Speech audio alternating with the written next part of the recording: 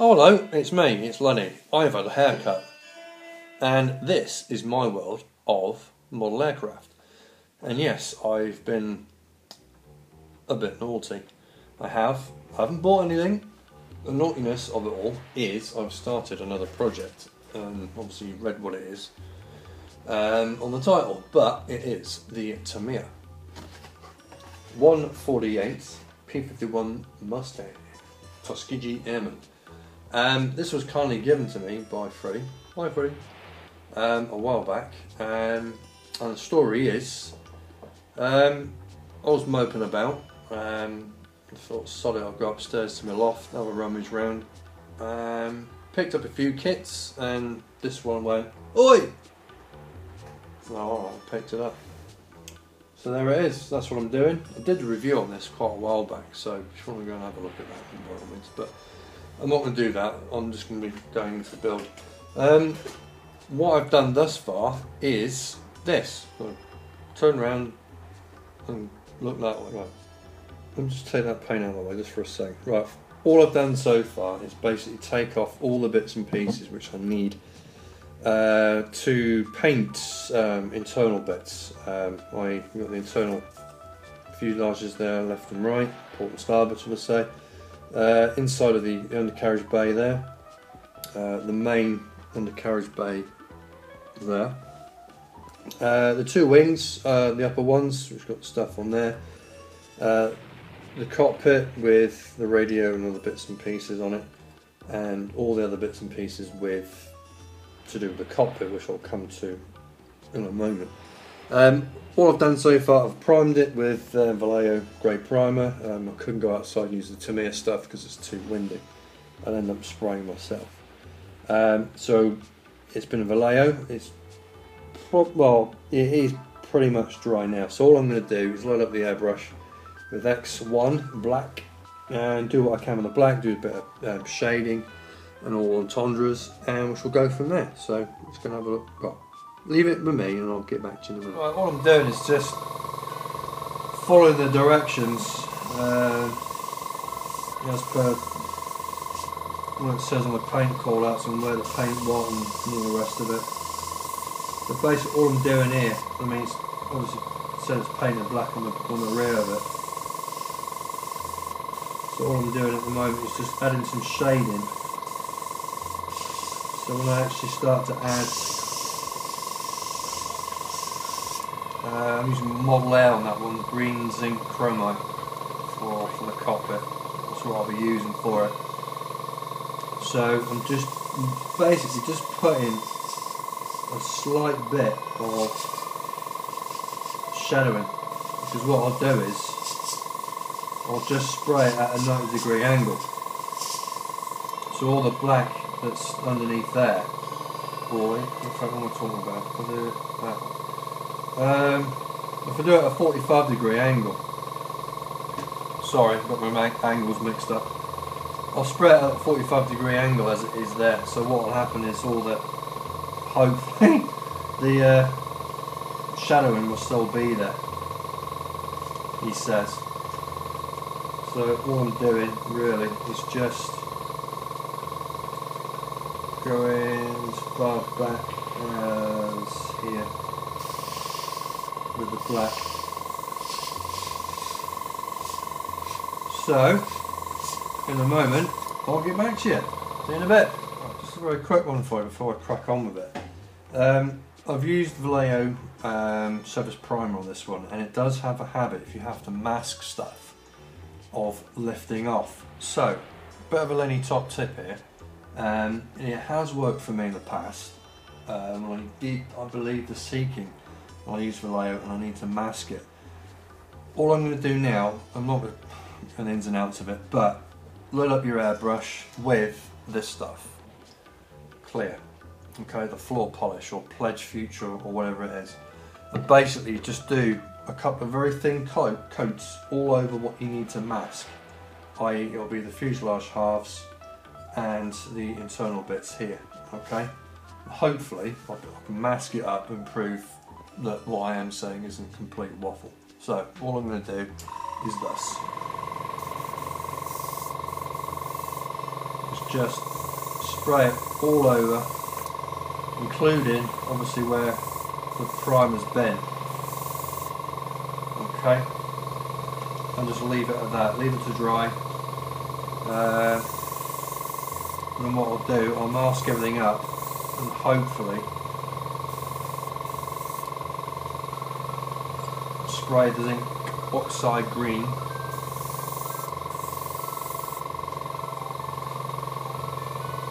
When I take the masking off, hopefully I'm going to have a hey presto moment. So, fingers crossed, eh?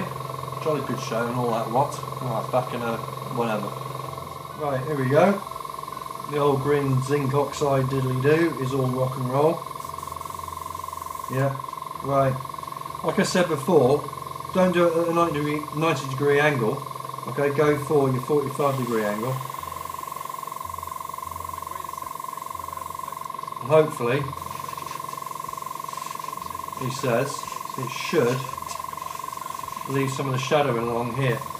Now, this is Model Air, and it is quite, so I'm just getting underneath, but quite thinly down, thinned down. So when it comes to putting it through the old airbrush, you can shoot it straight out of it. So what I'll do now is knock it on the edge for this bit, and I'll get back to you once I've done the green. Okay, right, back in a sec. Well, whatever. Right, zinc oxide, whatever you call it, that stuff is on. Now, hopefully the camera will be able to show what I mean by about the shadowing effects I've tried to do.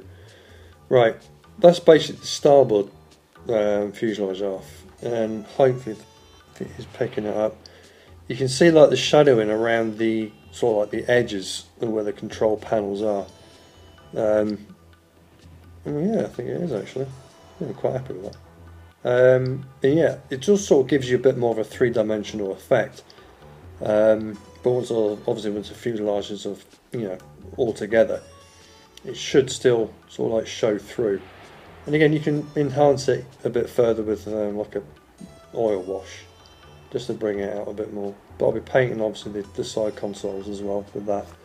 The other side is pretty much the same, maybe a little bit more starker. But again, once the extra fuselage halves are together, it'll enhance it and give a bit more of a definition with inside. So yeah, happy with that bugger. The other bits I just want to show you is like the undercarriage bay, and that does look a lot darker, but that's what I was after. You can see with the black still showing through the paint. What I'll have to do now is just paint up the bits and pieces, the detail in there, and give it a slight wash, just enhance all that sort of like detail within the you know, the things that are going from left to right with the little perforations in them. That's the one. Anyway, and yeah, this is the main cockpit area as well. That's all done, still drying as you can see. But yeah, happy with that. Yeah, I'm cool. And just one of the side bits as well. You can see where the shadowing is still coming through. So yeah, happy with that. So without further ado, let's pull this masking tape off and see if we can talk in a load of old waffle. One thing I neglected to notice is the fact that X1 is actually gloss black and not, yeah. We knew, Lenny, you didn't. Yeah, whatever. Okay, right. Let's see if it's going to do what I've asked it to do. Yeah. Where the parking lot is now. Without further ado, the great blues recording. Yes, it has. Basically, I mean, one for a better word, what I was trying to explain is, once you've got neat surface primer or that Vallejo stuff, what it tends to do is if you put masking tape over it, say you like I've got a low vis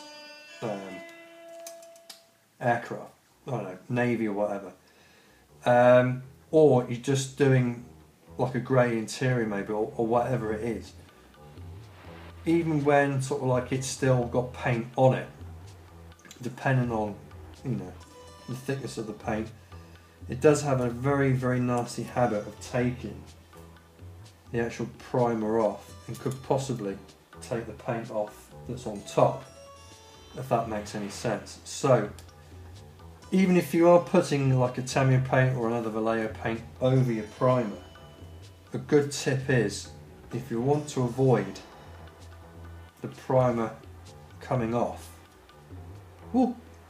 it's the same, then what I would suggest is just put a few coats of this stuff down on it, leave it to dry, then take it off. Okay, then you won't get any misgivings and stuff, you know, the primer coming off. Okay, hopefully that's explained a little bit. Anyway, well, I'm going to crack on with this. I haven't got long left, so let's see what else I can do. See you in a bit. Right, chaps, I was hoping to have a little bit more, but I'm not going to be able to do too much. All I'm doing now is just gluing the top half of the wings together. I think that's come out quite well, actually. I'm really happy with that. So yeah. Anyway, that's it for the time being.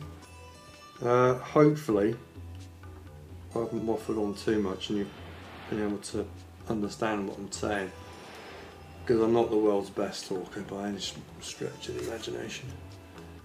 But yeah, it's amazing what you can do when you're peeved off. So yeah, just to let you know as well, from what I can gather, you know, I'm just putting these wings together, and I've just test fitted or dry fitted the cockpit and other bits and pieces, and it's another shake and bake kit. It really is. It'll go together really well. And it's a Tamiya, and people think, oh, what'd you expect? Well, then again, you know, Tamiya may have buggered something up. Not everyone's perfect. But no, it's fine. The kit's going to go together really, really well. I don't envisage any problems with it whatsoever. If I get a chance to do a little bit more tomorrow, hopefully I'll go through maybe the internal bits and give it like a flat matte coat within the inside of the cockpit and all the rest of it. Have it all done, all buttoned up. And I think I've decided I'm going to have definitely this little chap here. He's not the best moulded pilot in the world, but he's alright. See if I can paint him up. Probably have him in the cockpit. Where else is he going to be then? It'll be in the cockpit, coming back from a mission or something like that, or just going out. I don't know. I just not decided if I was going to put the fuel tanks on it yet. Don't know. Might do, might not. We'll see.